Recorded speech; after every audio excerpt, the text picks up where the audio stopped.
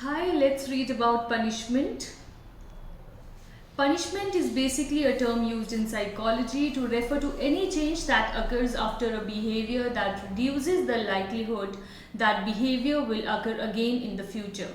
While positive and negative reinforcements are used to increase behaviors, whereas punishment is focused on reducing or eliminating the unwanted behaviors. Punishment is often mistakenly confused with negative reinforcement.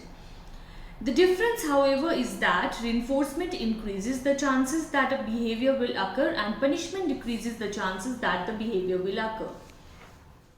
Coming to types of punishment, B.F. Skinner, the psychologist who first described operant conditioning, identified two kinds of aversive stimuli that can be used as punishment. So, broadly, punishment is of two types, positive punishment and negative punishment. Positive punishment is the type of punishment also known as punishment by application.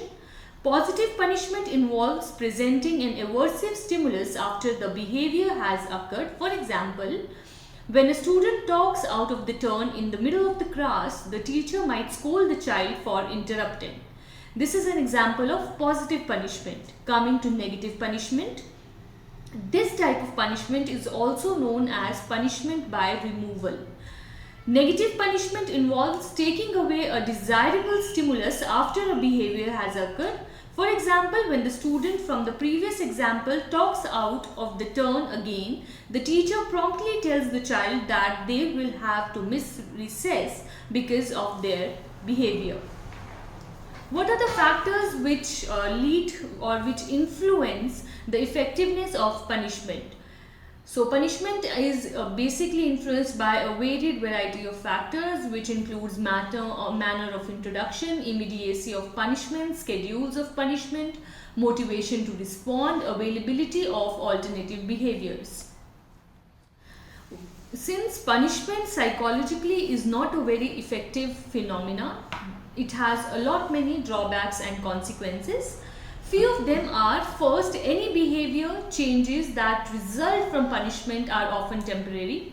Punished behavior is likely to reappear after the punitive consequences are withdrawn. The greatest drawback is the fact that punishment does not actually offer any information about the more appropriate or desired behaviors. While subjects might be learning to not perform certain actions, they are not really learning anything about what they should be doing.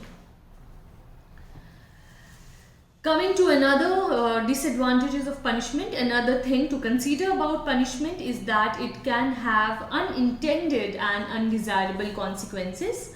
Researchers have found that this type of physical punishment may lead to antisocial behavior, delinquency, and aggression. Thank you.